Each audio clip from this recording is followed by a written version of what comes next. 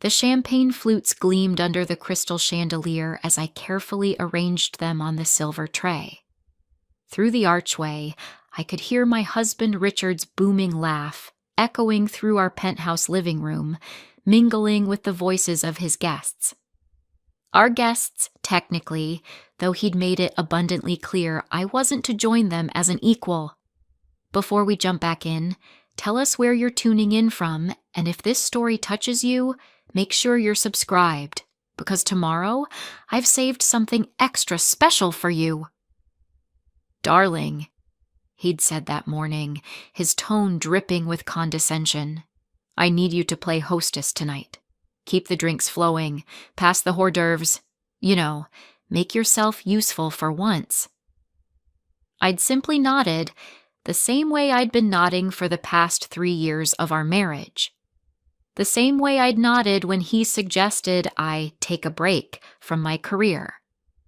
The same way I'd nodded when he started introducing me to his friends as my wife, she stays home, with that particular emphasis that made it sound like a character flaw. If only he knew. Before we begin this journey together, I want to take a moment to thank each of you for being part of this incredible community. If you're enjoying these stories of empowerment and justice, consider subscribing. It's completely free and helps us continue sharing these remarkable tales. Now, let's dive into tonight's unfolding drama. The tray felt solid in my hands as I pushed through the swinging door into the living room. 6 men in expensive suits sprawled across my Italian leather furniture, their ties loosened, their voices growing louder with each round of drinks. These were Richard's important clients from Morrison & Associates, a mid-tier law firm that handled corporate mergers. What Richard didn't know, what nobody in this room except me knew, was that Morrison & Associates was a feeder firm. They handled the preliminary work, the small to medium cases, and when something truly significant came along, they referred it upward to the prestigious firms that actually wielded power in this city. Firms like Hartley, Chen & Bradford. My firm. "Ah, here she is," Richard announced as I entered, his voice taking on that performative quality he used when he wanted to impress.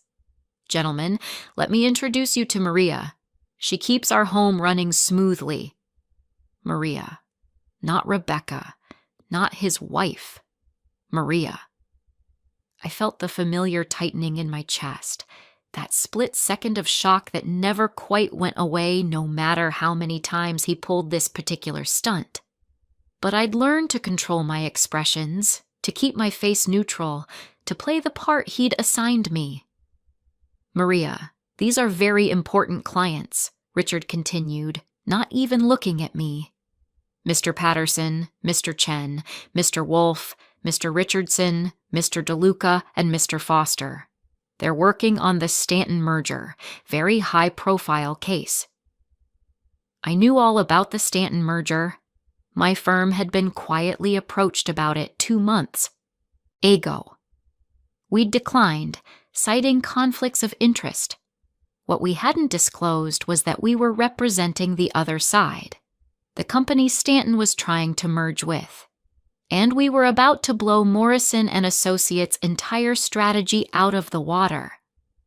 "Pleasure," I murmured, keeping my eyes downcast as I offered the tray.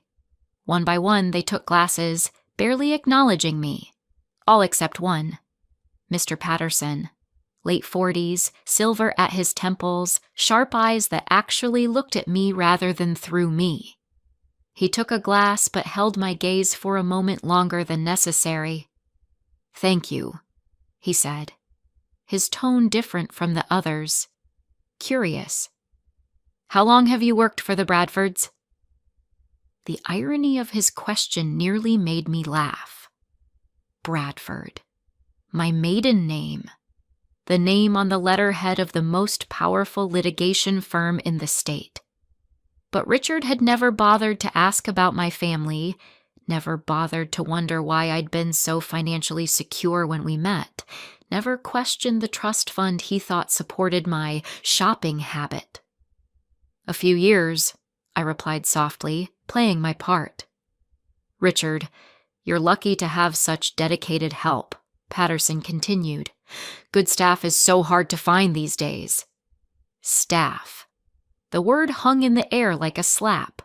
I was his wife, wearing his ring, living in a penthouse that my money had purchased, and his client thought I was the help. Richard beamed, clearly pleased. "Oh, I don't know what I'd do without her. She keeps everything running smoothly. Makes life so much easier." I retreated to the kitchen, my hands trembling slightly as I set down the tray. The rage I'd been banking for months threatened to surface, but I forced it down. Not yet. Not tonight. Tonight was about gathering information, about watching them relax into their arrogance, about learning exactly what Morrison and Associates thought they were doing with the Stanton case. Through the crack in the door, I could hear them settling into their discussion. "So, Richard, walk us through your strategy again," Mr. Wolf said. "The board meeting is in 2 weeks, and we need to be certain about our approach." I pulled out my phone, activating the recording app. The penthouse had excellent acoustics. Every word came through crystal clear. "It's simple," Richard began, and I could hear the smugness in his voice. "Stanton's board doesn't know about the environmental violations at their Birmingham plant. We've kept that information sealed. Once the merger goes through, Morrison and Associates will be positioned as the firm of record for the combined entity. We're talking about a $10 million retainer, gentlemen." My finger hovered over the stop button. Environmental violations. Sealed information. This wasn't just aggressive litigation strategy. This was potentially criminal. "What about Hartley, Chen, and Bradford?" Patterson asked. "I've heard rumors they might be involved somehow." The room fell silent for a moment. Even from the kitchen, I could feel the tension shift. "Hartley, Chen, and Bradford," Richard scoffed. "Those ivory tower elitists? Please. They wouldn't touch a case like this. Too dirty for their pristine reputation. Besides, I have it on good authority that they're completely unaware of this merger."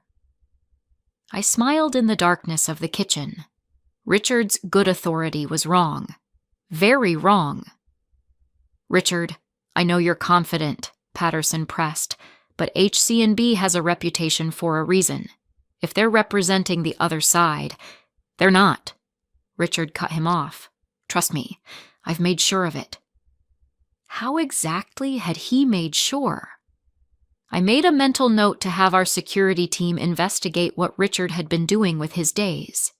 If he'd been interfering with my firm's business, if he'd been using information he'd gleaned from our home.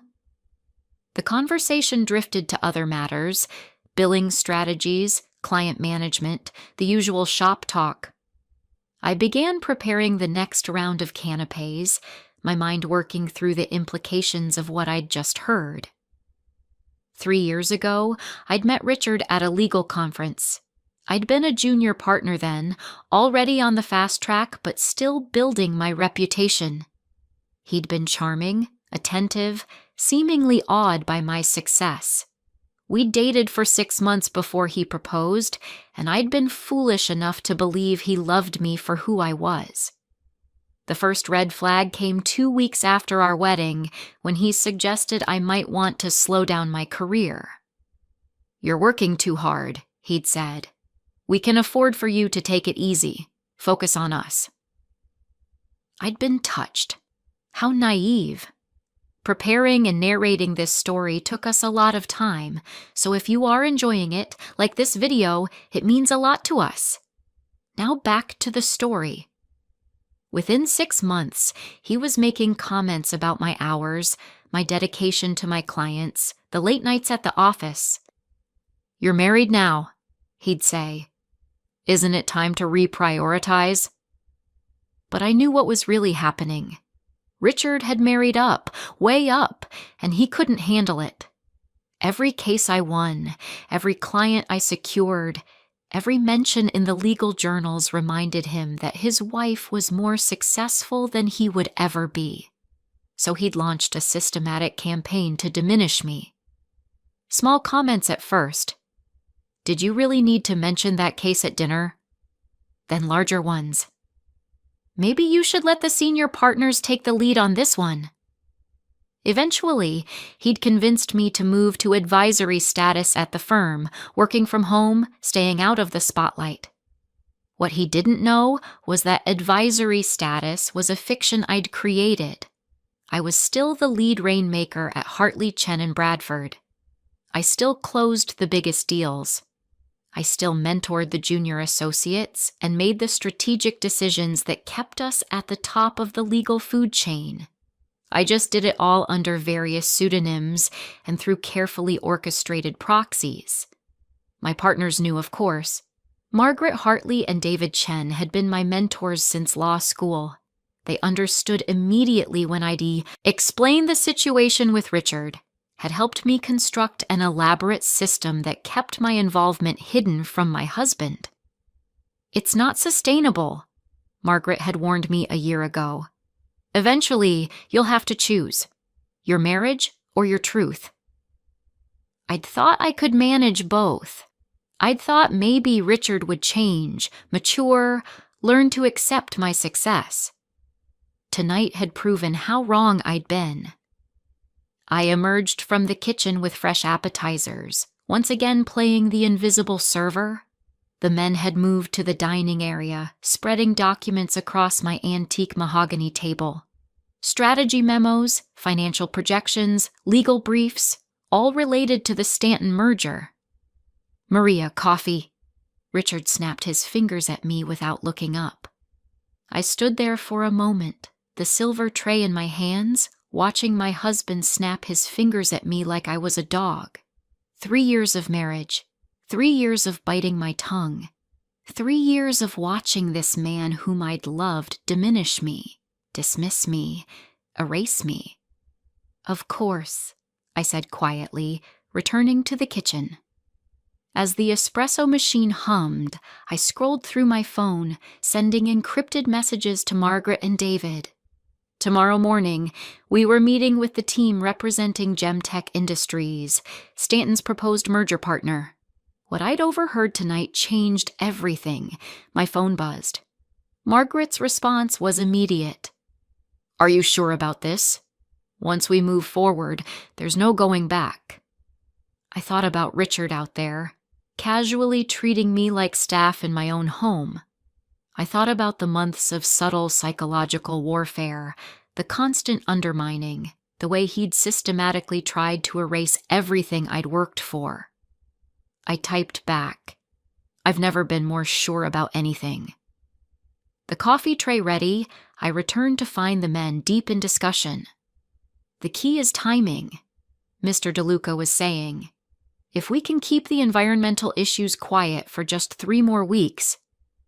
Excuse me, Mr. DeLuca, Patterson interrupted. He was looking at me again, that same curious expression. Maria, was it? I nodded, setting down the coffee service. You know, he continued, you have remarkable poise. Have you ever considered working in a professional capacity? My wife runs a staffing agency for executive assistants. We're always looking for people with your presence. The room fell silent. Even Richard looked up surprised. That's very kind, I managed, unsure where this was going. No, I'm serious, Patterson continued. He pulled out a business card. Here, this is my personal number. I think you could do very well for yourself. Better than... He glanced around. Serving drinks. No offense intended. I took the card with trembling fingers. Patterson was offering me a job. In front of my husband. Because he thought I was the maid. The humiliation should have been overwhelming. Instead, I felt something else entirely. Clarity. This was who Richard had made me in his world. This was how completely he'd erased my identity. That won't be necessary, Richard interjected, his voice tight. For the first time that evening, I detected something in his tone. Discomfort? Embarrassment? Why not? Patterson challenged. If she's just staff, surely you wouldn't mind her having other opportunities. The trap was beautiful. If Richard claimed me as his wife now, he'd look like a fool for the way he'd treated me all evening. If he didn't, he'd have to watch as his client recruited his help. Maria is very valuable to us, Richard said carefully. We'd prefer she remain focused on her current position. Us, not me, not she's my wife. Just us. Well, the offer stands, Patterson said, handing me the card. Good help is hard to find, but great help is worth investing in. I pocketed the card and retreated once more to the kitchen. My phone was buzzing with messages. The legal team had preliminary findings on Richard's activities. What they'd found made my blood run cold. For the past 6 months, Richard had been systematically passing information to Morrison and Associates about my firm's client list, our strategic approaches, our billing structures. Nothing overtly illegal, nothing that would trigger clear ethical violations, but enough to give his firm an edge in several key cases. He'd been using me, using our marriage, using the trust I'd stupidly given him to undermine my life's work. The rage I'd been suppressing all evening finally broke through. My hands shook as I gripped the marble counter. All those late-night strategy sessions he'd claimed to have, all those questions about my day, my cases, my clients, all those concerned questions about firm politics and partner disputes. He'd been mining me for information. I pulled up the encrypted files my security team had compiled, bank records showing deposits from Morrison and Associates, email chains discussing information received from reliable sources, meeting notes that quoted my exact words from conversations I'd had with Richard in the privacy of our home. Everything okay back here? I spun around. Patterson stood in the kitchen doorway, his expression concerned. Fine, I said quickly, wiping my eyes. Just tired. He stepped closer, lowering his voice. Look, I don't know what your situation is, and it's none of my business. But I've been practicing law for 25 years, and I've developed an eye for people. You're not just staff. The way you carry yourself, the way you move through this space. This is your home. I stared at him, my heart pounding. Richard is my client, he continued, but that doesn't mean I'm blind. The way he treats you, it's not right. Whatever the truth is, you deserve better than this. Before I could respond, Richard's voice called out, Patterson, we need your input on the deposition schedule. Patterson held my gaze for another moment. That card I gave you? My wife's staffing agency is a cover. She actually runs an advocacy group for people in complicated situations. If you ever need help, real help, call that number. He left before I could process what he'd said. I stood alone in my kitchen, in my penthouse, in my life that Richard had systematically dismantled, holding a business card from a man who'd seen through the entire charade in the span of one evening. The party continued for another 2 hours. I played my part perfectly, serving drinks, clearing plates, remaining invisible. By the time the last guest departed, Richard was in high spirits. "Excellent evening," he announced, loosening his tie. "They're ready to move forward. The Stanton deal is as good as done. Morrison and Associates is going to make millions on this." I began collecting the empty glasses, my movements mechanical. "You did well tonight," Richard continued, pouring himself a nightcap. "Very professional. Patterson seemed quite impressed with you." There it was, the opening I needed. "He offered me a job," I said quietly. Richard laughed. "Of course he did. Patterson's always recruiting. It's how Morrison operates. Find good support staff and lock them into their ecosystem. Smart business. And if I wanted to take it? The laughter died. Richard turned to look at me, his expression hardening. Excuse me? If I wanted to take the job, I repeated, meeting his eyes, would you support me? For a moment, I saw something flicker across his face. Not concern for me, not love, but something darker. Possession. Rebecca, he said, using my name for the first time all evening. We've discussed this. You don't need to work. We're financially secure. Your place is here, managing our home, supporting my career. My place, I echoed. Yes, your place. He set down his glass, his voice taking on that patronizing tone I'd grown to hate. Look, I understand you get bored sometimes. Maybe we should look into some volunteer work for you, charity boards, that sort of thing. Something appropriate. Appropriate? Don't repeat everything I say, he snapped. You know what I mean. Something that fits with our lifestyle, our position. I'm a senior associate at Morrison & Associates now. We have a certain image to maintain. Senior associate. He'd been promoted 3 months ago, a promotion I'd later learned came right after Morrison closed a deal with a client they'd stolen from my firm using information Richard had provided. What if I told you I wanted more? I asked. More than this? He gestured around the penthouse. More than a luxury apartment, a platinum credit card, the ability to spend your days however you please. Rebecca, do you know how many women would kill for your life? My life, I said softly. Is that what this is?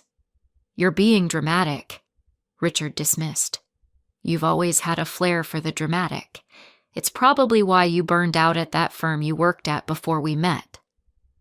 Burned out. That was his version of events. Not that I'd strategically repositioned myself. Not that I'd been building something larger. Burned out. Richard, I said carefully, do you remember the name of the firm I worked at? He paused, his drink halfway to his lips. Of course, it was, what was it? Hartley something. Hartley, Chen and Bradford. Right. Small firm. You were an associate there or something. Small firm. The third largest litigation firm in the state. An associate. When I'd been a junior partner heading toward full partnership. And you know what I did there? Corporate law, I think. He was already losing interest, checking his phone. Does it matter? That's all behind you now. Everything was behind me now. My career, my identity, my truth. All buried beneath Richard's need to feel superior. His inability to accept that the woman he'd married was more successful, more powerful, more respected than he would ever be. I walked to the window, looking out over the city lights. Somewhere out there, in a high-rise office building, my name was on a door. Rebecca Bradford, senior partner. Tomorrow morning, that name would be on a motion to intervene in the Stanton merger. That name would be on the brief that would expose Morrison and Associates' tactics. That name would be associated with the case that would make or break several careers, including Richard's. I'm going to bed, I announced. Fine, Richard muttered, not looking up from his phone. Don't forget to clean up the kitchen first. I stood there for a long moment, looking at this man I'd married, this man I'd loved, this man who'd spent 3 years systematically destroying everything I was. Of course, I said. I'll take care of it. But I wasn't talking about the kitchen. In my private study, a room Richard never entered because he assumed it was just my hobby space, I logged into the secure server. Margaret and David were both online, waiting. It's time, I typed. Margaret's response was immediate. Are you absolutely certain? This will end your marriage. I thought about Richard out there, scrolling through his phone, probably texting his colleagues about his successful evening. I thought about the way he'd introduced me to his clients. I thought about the years of diminishment, of erasure, of watching my identity dissolve. "My marriage ended tonight," I typed back. I just didn't realize it until now. "Tomorrow, we move forward with the Gemtech strategy, and we add one more element." "What element?" David asked. I pulled up the files our investigators had compiled. Every piece of information Richard had stolen, every client conversation he'd compromised, every ethical boundary he'd crossed. "We file a complaint with the state bar. Richard Bradford has been using privileged spousal communications to benefit his firm. He's been violating attorney-client privilege, professional ethics, and a dozen other regulations. Morrison and Associates has been receiving and acting on information they knew was improperly obtained." The chat fell silent for a moment. Then Margaret. "Rebecca, that will destroy him. His career will be over." "He destroyed me first," I typed. "Or at least he tried to. Tomorrow he learns that you can't erase someone who was never really gone." David's message appeared. "The board meeting is at 9. We'll need you there in person. No more proxies, no more hiding. Are you ready for that?" Was I ready? Ready to step back into my life, to reclaim my name, to face Richard's reaction when he learned the truth? "I'll be there," I confirmed. "And David, call Patterson. Tell him we're prepared to offer him a position at our firm. I think he'll be receptive." "Poaching Morrison's client." "Not poaching, rescuing. There's a difference." I logged off and sat in the darkness of my study, listening to Richard move around the living room. Tomorrow, everything would change. Tomorrow, the carefully constructed facade would crumble. Tomorrow, my husband would learn that the woman he'd introduced as Maria was actually Rebecca Bradford, one of the most powerful attorneys in the state. And the woman he'd spent 3 years trying to erase was about to erase him right back. My phone buzzed. A message from an unknown number. "This is Patterson. I don't know who you really are, but I know you're not just staff. If you need anything, I meant what I said. Call me." I smiled in the darkness. Patterson had seen through Richard's charade in a single evening. He'd recognized something Richard had failed to see in 3 years of marriage, that you can't diminish someone's inherent worth by pretending it doesn't exist. Tomorrow morning, the legal world would be reminded of exactly who Rebecca Bradford was. And Richard would learn that the woman he'd introduced as the maid had been running the house the entire time. I just hadn't been talking about our penthouse.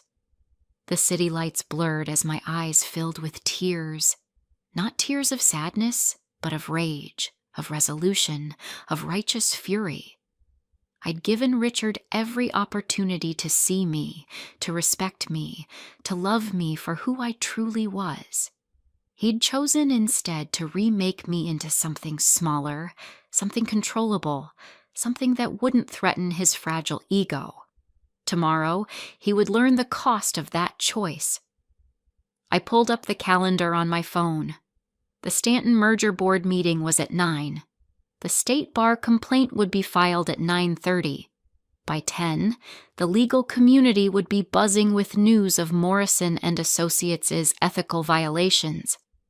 By 11, Richard would know his wife was the architect of his destruction. By noon, he would finally understand who he'd been married to all along. The penthouse was silent now. Richard had gone to bed, probably dreaming of his successful evening, his impressed clients, his rising star at Morrison and Associates. He had no idea that while he slept, his world was being systematically dismantled by the woman he'd introduced as Maria. I returned to the kitchen, not to clean as he'd ordered, but to pour myself a glass of wine. Tomorrow would be long, brutal, devastating. But tonight, I would allow myself this moment of quiet certainty, this moment of knowing that justice, however delayed, was finally coming.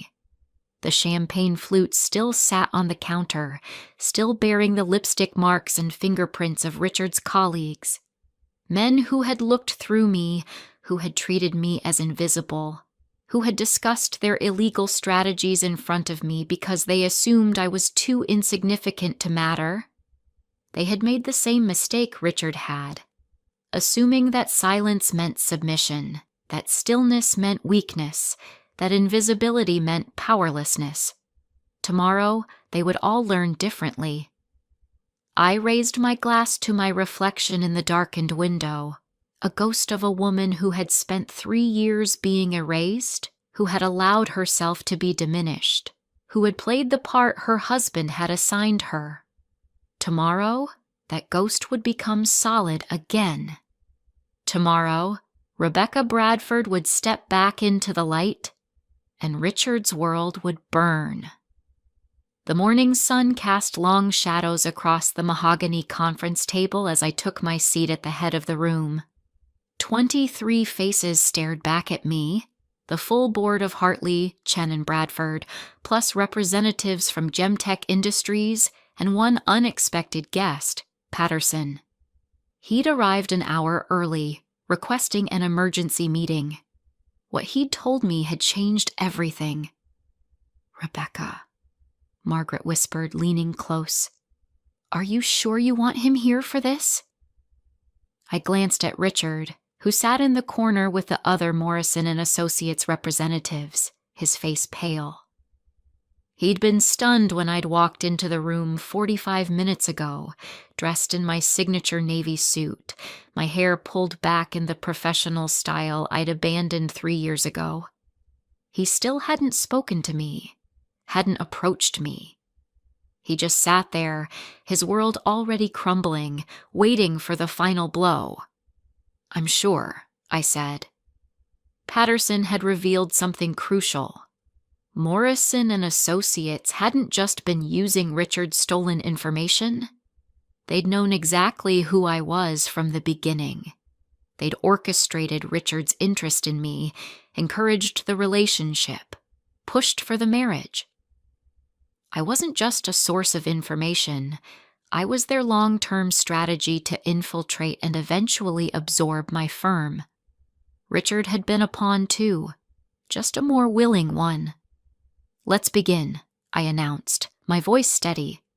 "For those who don't know me, I'm Rebecca Bradford, senior partner and founding member of this firm."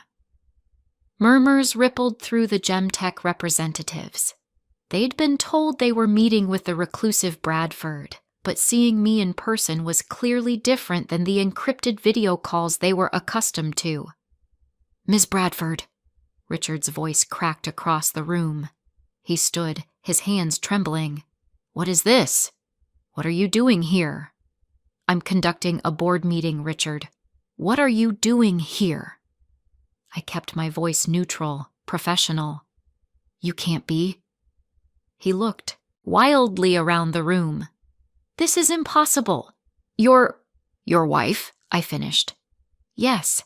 I'm also the attorney who's about to destroy the case you've been building for the past 6 months.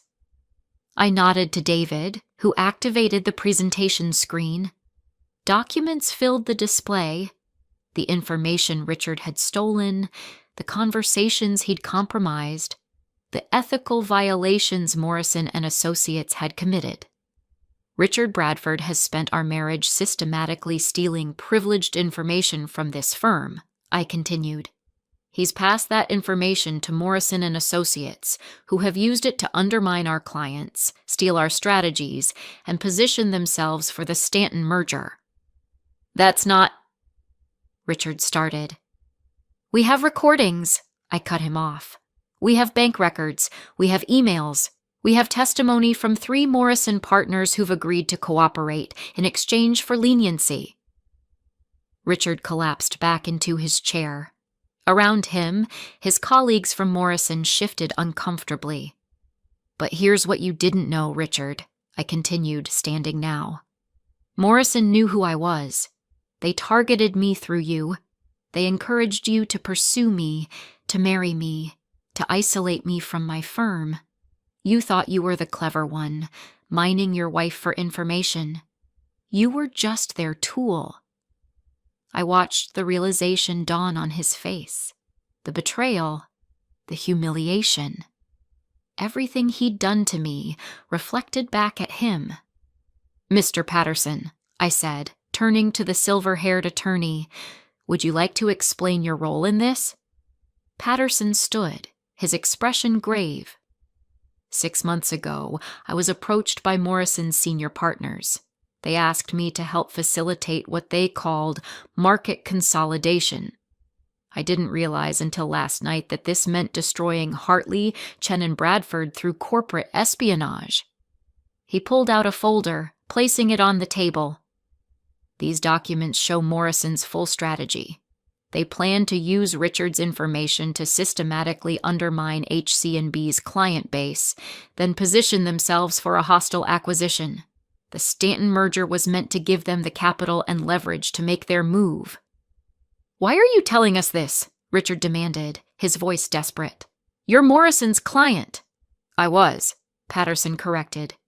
Until last night, when I realized what kind of firm I'd been working with. And when I met your wife properly, not as Maria the Maid, but as the attorney whose reputation I've respected for years. The room fell silent. I let the weight of it settle before continuing. The State Bar has been notified, I said. Morrison and Associates will face sanctions. Richard, you'll be disbarred. The Stanton merger will not proceed, not the way you planned it. Gemtech has agreed to partner with us instead, and we'll be conducting a full ethical review of the proposed merger terms. Rebecca, please. Richard stood again, his voice breaking. This will destroy me. Everything I've worked for. Everything. You worked for? I felt the rage I'd suppressed for 3 years finally surface. You spent our marriage trying to destroy everything I worked for. You introduced me as your maid, Richard, to your colleagues, in my own home. You erased my identity, my career, my accomplishments. You made me invisible. I didn't know. You didn't want to know. My voice echoed through the conference room. You couldn't handle being married to someone more successful than you, so you convinced yourself I was nothing. You convinced yourself that my career had been small, insignificant, forgettable. You rewrote our history to make yourself feel bigger. I loved you, he whispered. You loved the idea of me, I corrected. You loved having a beautiful wife who stayed home, who played hostess, who made you look good. You never loved me. You didn't even know me. I turned back to the board. Morrison and Associates will be given the option to cooperate fully with the State Bar investigation or face criminal charges for corporate espionage. Richard will surrender his license voluntarily or will pursue disbarment proceedings. And the merger? Asked one of the Gemtech representatives. We'll proceed ethically, I assured him. Patterson has agreed to join our firm as a partner. He'll lead the restructured merger team. We'll be conducting full environmental reviews, addressing the violations Morrison tried to hide, and ensuring this merger benefits all stakeholders, not just the attorney's billing hours. Patterson nodded. It's the right thing to do. I should have questioned Morrison's tactics months ago. What about us? Richard asked quietly. What about our marriage? I looked at him, really looked at him. For the first time in months. The man I'd loved was gone, if he'd ever really existed. In his place was someone I didn't recognize, a man who'd been used by his firm, who'd used me in turn, who'd lost himself in the desperate pursuit of significance. Our marriage ended the moment you introduced me as Maria, I said. Divorce papers will be filed this afternoon. The prenup you signed is ironclad. You'll leave with exactly what you brought into this relationship. Nothing. The penthouse is mine. It's always been mine. The furniture, the art, the car you drive, all mine. You've been living in my world, Richard, playing with my toys. Now playtime is over." He stood there broken as the full weight of his situation crashed over him. No career, no marriage, no home. Everything he'd thought he'd built revealed as borrowed, stolen, temporary. "I think we're done here," Margaret said gently. "Richard, Mr. DeLuca, Mr. Wolfe, you'll need to leave. Our security team will escort you out." As they filed out, Richard paused at the door. "I'm sorry," he said, not looking at me. "For all of it." "So am I," I replied. "I'm sorry I didn't trust myself enough to be honest with you from the beginning. I'm sorry I let you make me small. I'm sorry I wasted 3 years trying to fit into the role you assigned me." He left without another word. The board meeting continued for another 2 hours. We restructured the merger strategy, brought Patterson officially into the firm, and laid out our cooperation plan with the state bar. By the time we finished, the legal community was already buzzing with news. "Rebecca," Patterson approached me as people filed out. "Thank you for giving me a chance to make this right." "You saw me," I said simply. "Last night, when everyone else looked through me, you actually saw me. That matters." "For what it's worth," he said, "I think you're going to be just fine. Better than fine." He was right. 2 weeks later, the state bar suspended Morrison and Associates' license pending investigation. Richard surrendered his law license voluntarily, avoiding the public spectacle of disbarment. The divorce was finalized in record time. Richard didn't contest anything. The Stanton Gemtech merger proceeded under our guidance, with full environmental reviews and fair dealing on all sides. Patterson proved to be an excellent addition to our firm, bringing his integrity and experience to our team. As for me, I stopped hiding. I attended legal conferences under my own name. I took on high-profile cases. I rebuilt the public profile I'd abandoned 3 years ago. One evening, 6 months after that fateful board meeting, I stood in my penthouse, my home, undeniably mine, looking out over the city. The space felt different now. Lighter. Mine. My phone buzzed. A message from Margaret. Saw the journal announcement. "Congratulations on the appointment to the State Bar Ethics Committee. Well deserved." I smiled. The Ethics Committee position would let me help prevent what had happened to me from happening to others. It was a chance to make the system better, fairer, more just. There was another message, this one from an unknown number. "Saw you on the news. You look happy. You look like yourself. Good for you. R. Richard." I stared at the message for a long moment, then deleted it without responding.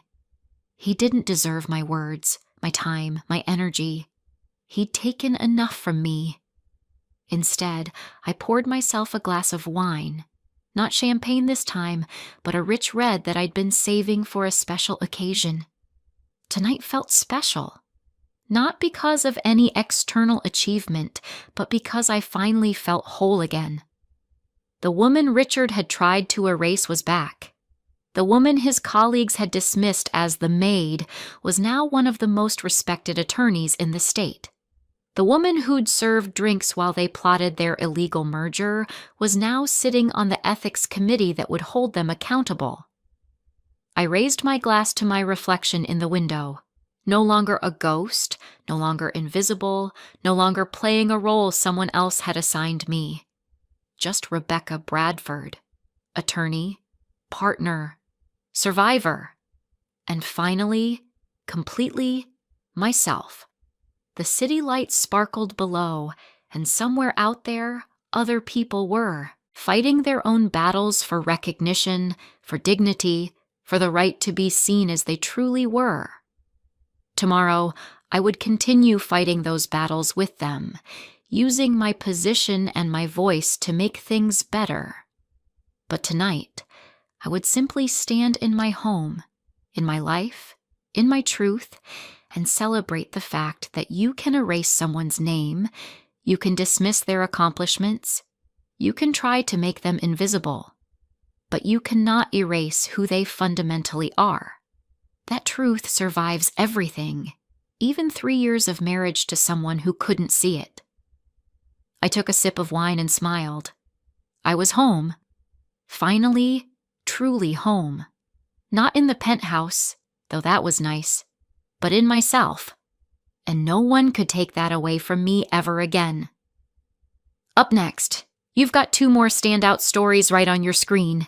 If this one hit the mark, you won't want to pass these up. Just click and check them out. And don't forget to like, subscribe, and turn on the notification bell so you don't miss any upload from us.